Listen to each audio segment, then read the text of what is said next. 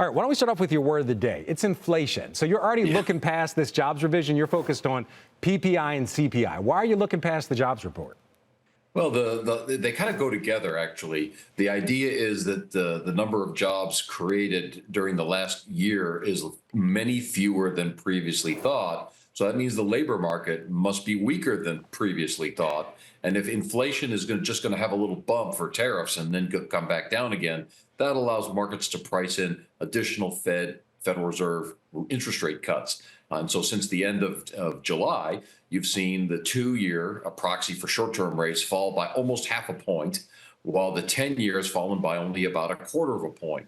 So the banks pay their depositors based on those short-term rates, which have fallen by more than the rates on the longer end, which is what the bank charges to lend at. So that means an improvement in net interest margin for banks and a most favorable view in our estimation for financials going forward. By the way, that's your pick. We pretty much alluded to it. You said this is the pick that you're banking on. I think it was pretty obvious to the audience. So it sounds like the idea here is that there's a steepening of the yield curve, and at the same time, the consumer and Main Street's not doing as bad as I think a lot of us feared, at least not when it comes to spending. Maybe financially they're not doing as great as they might want to do, but people still continue to spend. Is that good in general, you think, for financials? Yeah, it is. There's been amazing resilience on the part of consumers, whether it's gig jobs that lower income consumers or households are picking up, or just simply the fact that wages continue to grow just a little bit ahead of inflation and give consumers additional purchasing power. And then, of course, you've got those high income consumers who are also benefiting from the gains in the stock market, so they can take wealth and spend that. Yeah, you've got a resilient consumer.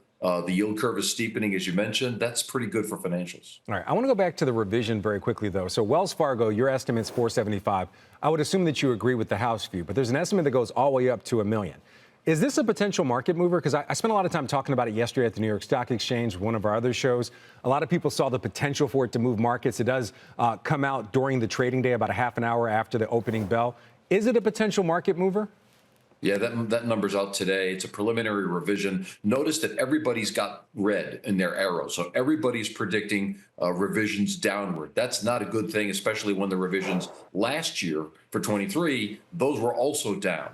But there's quite a bit of difference here in the estimates from 475 up to $1 million, as you noted. Why? Because, well, we're all basing these estimates on what's happening with the actual creation or destruction of businesses, especially small businesses.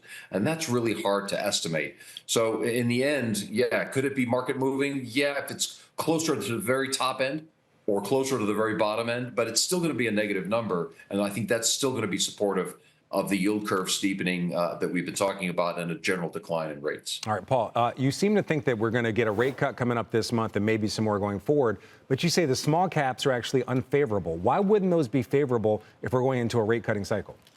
It's a good point. I mean, look, the small caps, small companies, they're very rate sensitive. They do most of their borrowing from banks. So that lowering rates would be a positive for them. It's just that we see other factors that are going to be more negative for them. We think wages are going to get more expensive. Tariffs are going to make materials more expensive. It's just going to be a tough environment overall. And the lower rates are a tailwind, but not enough to overcome the other headwinds.